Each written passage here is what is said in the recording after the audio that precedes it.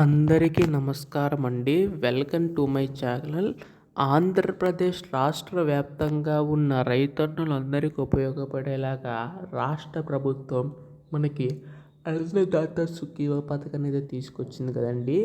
అయితే దీనికి సంబంధించి మనకి నిధులు అనేవి అయితే ఎప్పటి నుంచి వేస్తుందని చెప్పి చాలామంది రైతన్నలు అయితే కామెంట్ చేయడమే జరుగుతుందండి. సో దీనికి సంబంధించి రాష్ట్ర ప్రభుత్వం స్పందించి మనకి నిధులు విడుదల చేయడానికి సిద్ధమైనట్లుగా తెలుస్తుంది. సో ఎప్పటి నుంచి నిధులు వేస్తారు, సో ఎవరికి వేస్తారో ప్రతి అప్డేటు కూడా ఈ వీడియోలో పూర్తి సమాచారం తెలుసుకుందామండి. ఈ వీడియోని ముఖ్యంగా రైతన్నులందరూ కూడా చివరి వరకు అయితే చూడండి. అంతకంటే ముందు చాలామంది వీడియోని అయితే చూస్తున్నారు కానీ సబ్స్క్రైబ్ చేసుకోవడం లేదు.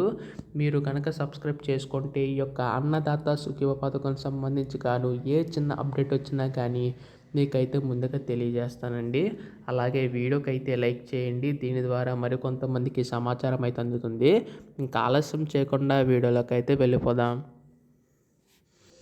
సో ముఖ్యంగా రైతులందరికీ చూసుకున్నట్లయితే మనకి అన్నదాత సుఖీభవ పథకం సంబంధించి ప్రతి ఏటా కూడా 20,000 రూపాయల చొప్పున అందిస్తామని చెప్పి హామీ అయితే ఇవ్వడం అయితే జరిగింది కదండి. సో మీ అందరికీ తెలిసినట్లుగానే గత ప్రభుత్వంలో మనకి ఇక్కడ రాష్ట్ర ప్రభుత్వం తరపున 7,500 రూపాయలు, అలాగే కేంద్ర ప్రభుత్వం తరపున 6,000 రూపాయల చొప్పున అందించింది కదా.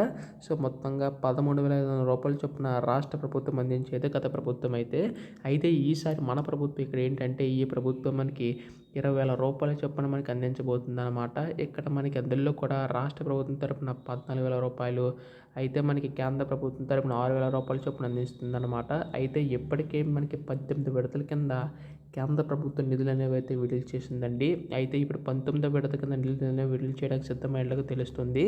అయితే దీనికి సంబంధించి ముఖ్యంగా చూసుకున్నట్లయితే కేంద్ర ప్రభుత్వం యొక్క 6,000ని కాస్త 10,000 వరకు పెంచే ఆలోచన తెలుస్తుంది. ఒకవేళ ఇదే జరిగితే మాత్రం మనకి రాష్ట్ర ప్రభుత్వం కూడా 10,000 ఒకేసారి ఉన్నట్లుగా తెలుస్తుందండి. ఇది మనకి 19వ విడత కింద పెంచే అవకాశం ఉంటుందో తెలుస్తుంది. సో ఇది కనుక మనకి 10,000 యొక్క రాష్ట్ర 10,000 చేస్తే మొత్తంగా 20,000 రూపాయలు అనేవి అయితే రైతుల ఖాతాలో జమ చేసే అవకాశం ఉందండి.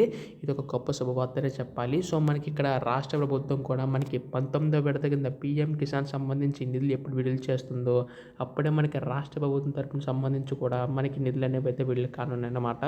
అయితే దీనికి సంబంధించి మనకి PM కిసాన్ పథకం సంబంధించి 10,000 పెంచడంపై అయితే అధికార ప్రకటన రావాల్సి ఉంటుందండి. అలాగే రాష్ట్ర ప్రభుత్వం తరపు సంబంధించి కూడా మనకి త్వరలో అధికార ప్రకటన రావాల్సి ఉంటుంది.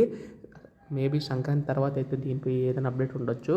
అయితే ఇటువంటి లేటెస్ట్ అప్డేట్స్ అన్నీ కూడా మిస్ కాకుండా వెంటనే తెలుసుకోవాలనుకుంటే ఛానల్ అయితే సబ్స్క్రైబ్ చేసుకోండి. ధన్యవాదములు. జై హింద్.